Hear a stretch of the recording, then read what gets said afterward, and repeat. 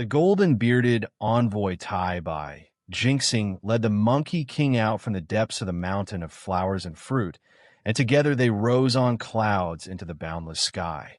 But Sun Wukong's somersault cloud was unlike any other, blazing across the heavens with impossible speed, leaving the old star god far behind, a speck swallowed by distance. Wukong landed at the South Heaven Gate before anyone expected him.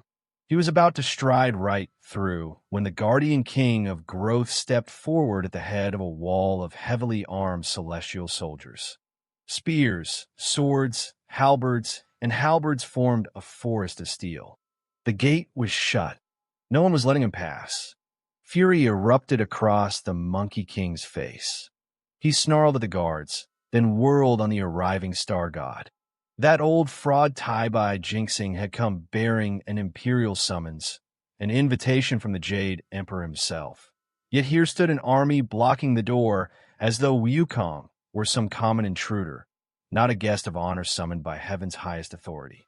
Tai-Bai Jinxing caught up at last, breathless but smiling. He raised a placating hand and spoke gently. The great king had never visited heaven before. His name was unknown here. The guards had no idea who he was, and without a celestial title registered in the immortal rolls, they could hardly wave a stranger through the gates of paradise itself. The star god tugged at Wukong's arm and urged him forward. As they neared the gate, Tai-Bai Jinxing called out in a loud, official voice that he carried a Jade Emperor decree summoning this immortal from below. The guardian king and his soldiers withdrew their weapons and stepped aside. The Monkey King finally believed the old man, and together they walked through. Wukong's first step into heaven stole the breath from his lungs. Golden light rolled in every direction like waves of red lightning. Purple mist billowed from 1,000 crevices. The South Heaven Gate itself was wrought from glimmering lapis lazuli and inlaid with precious gems that caught and scattered the radiance into 1,000 dancing shards of brilliance. Dozens of commanding generals stood along the walls, each one a pillar of muscle and authority, bearing halberds and feathered standards. Golden armor divine warriors lined the inner courts, swords at their hips, whips at their belts, halberds in their fists. The outer walls were impressive enough, but what lay within was beyond anything the mortal world had ever conceived. 33 heavenly palaces stretched into the distance, each rooftop crowned with golden guardian beasts. 72 jeweled halls stood in rows, their columns carved from jade and adorned with legendary Cheng'en. On the terrace of long life, immortal flowers had bloomed for 1,000 years without wilting. Beside the elixir furnaces, sacred herbs grew in eternal green. Before the pilgrimage tower stood nobles in gauze robes embroidered with constellations, lotus crowns gleaming with gold and jade. When the great bell rang, ministers from 3 departments filed into the scarlet courtyard. When the celestial drum sounded, 10,000 holy beings gathered to pay homage to the Jade Emperor on his throne. And there was the Hall of Miraculous Mist. Golden nails studded the jade doors. Phoenixes danced across the crimson gates. Corridors twisted in labyrinthine beauty, every surface carved with dragons and phoenixes in flight. Above soared a colossal golden gourd, radiant as a second sun. Below stood celestial consorts with fans, jade maidens with silken towels, and fierce guards watching all.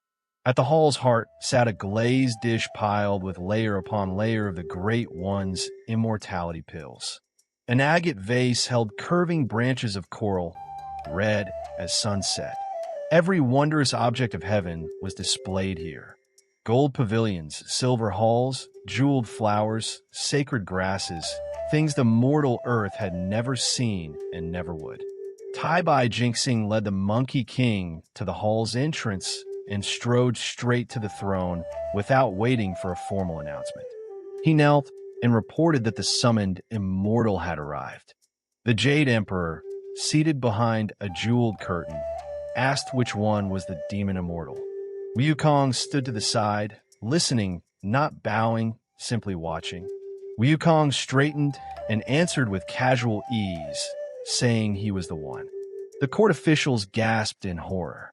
This wild monkey dared not bow, dared not kneel, dared to address the Jade Emperor with such barefaced familiarity. They whispered frantically that he deserved death 1,000 times for such insolence in the presence of heaven's supreme ruler.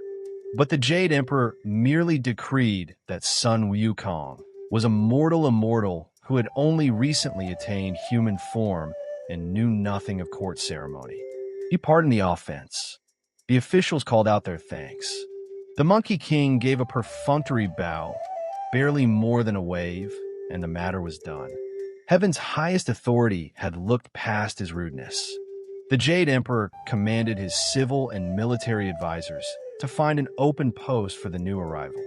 The martial star god of the heavenly court stepped forward and reported that every palace, every hall, every corner of heaven was fully staffed.